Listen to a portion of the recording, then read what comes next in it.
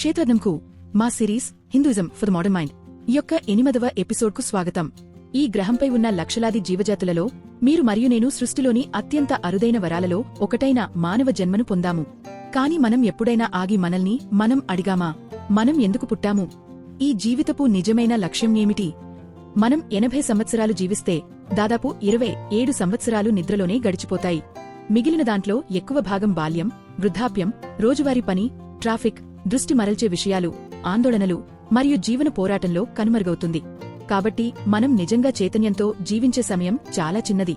మరియు చివరి హృదయ స్పందన వచ్చినప్పుడు మన బ్యాంకు నిల్వలు, ఆస్తులు, బిరుదులు మరియు ప్రజల గుర్తింపు ఇక్కడే మిగిలిపోతాయి. అవి మనతో రావు. నిజంగా మన వెంట వచ్చేవి మన చర్యలు, మన వ్యక్తిత్వం, మన అంతర్గత ఎదుగుదల మరియు మన ఆధ్యాత్మిక సంపాదనలు. మన పూర్వీకులు 2 లక్ష్యాలను సూచించారు: సంతోషకరమైన, ప్రశాంతమైన, ధార్మిక జీవితాన్ని గడపడం మరియు మనలను భగవత్ సాక్షాత్కారం వైపు మలచుకోవడం. ఆధునిక విద్య మనకు ఎలా సంపాదించాలి, ఎలా పోటీపడాలి, ఎలా బ్రతకాలి అని నేర్పిస్తుంది. కాని ఎలా జీవించాలి, మనసును ఎలా నిర్వహించాలి, వ్యక్తిత్వాన్ని ఎలా నిర్మించాలి లేదా నీతి మార్గంలో ఎలా నడవాలి అని అరుదుగా నేర్పిస్తుంది. హిందూ ధర్మం, ఇతిహాసాలు, పురాణాలు, ధర్మశాస్త్రాలు, వేదాలు, ఉపనిషత్తులు మరియు అనేక ఇతర శాస్త్రాల ద్వారా జీవితంపై లోతైన మార్గదర్శకత్వాన్ని ఇస్తుంది. మన ప్రాచీన మహానుభావులు మనకు ఒక శక్తివంతమైన మార్గపటాన్ని ఇచ్చారు. ఆది శంకరాచార్యులు మనకు మానవ జీవితం తామర ఆకుపై వణుకుతున్న నీటి బిందువులాంటిదని గుర్తుచేస్తారు. ఒక గాలి తాకిడి చాలు, అది జారిపోతుంది. పరమ లక్ష్యం అహం బ్రహ్మాస్మి, అంతర్గత ఆత్మ అనంత దైవం నుండి వేరు కాదని గ్రహించడం. సంత్ కబీర్ మనకు రేపటికోసం వేచి ఉండవద్దని హెచ్చరిస్తారు. చేయవలసింది ఇప్పుడే చేయాలి. దేవుడు దేవాలయాల్లో లేదా శాస్త్రాల్లో బంధించబడలేదు.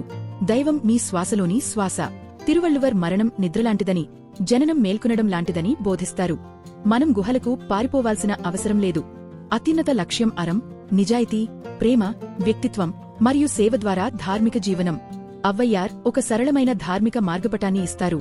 ప్రతిరోజూ మంచి చేయండి, ఇవ్వగలిగినప్పుడు దానాన్ని ఎప్పుడూ ఆపకండి, మరియు భక్తి ద్వారా అంతర్గత శాంతిని నిర్మించుకోండి. శ్రీరామకృష్ణ ఇలా అంటారు: మామిడి తోటలో ఆకులను లెక్కిస్తూ జీవితాన్ని వృధా చేయవద్దు. మామిడి పండ్లను తినండి. హృదయంలో ఇప్పటికే ఉన్న దైవానందాన్ని ప్రత్యక్షంగా అనుభవించండి. స్వామి వివేకానంద భగవత్ సాక్షాత్కారం అనేది మీలో ఇప్పటికే ఉన్న దివ్యత్వం యొక్క వ్యక్తీకరణ అని బోధిస్తారు. ఈ జీవితం చిన్నది, కాని ఇతరుల కోసం జీవించేవారే నిజంగా జీవిస్తారు. మరియు శ్రీరామానుజాచార్యులు మనకు ప్రపత్తిని ఇస్తారు: దైవానికి సంపూర్ణ శరణాగతి. మనం పరిపూర్ణులుగా ఉండాల్సిన అవసరం లేదు, మనం దైవంలో స్థిరంగా ఉండాలి. రేపు రాత్రి క్షేత్రజ్ఞంలో పూర్తి ఎపిసోడ్ 8 చూడండి. జీవితపు లక్ష్యం. నమస్తే.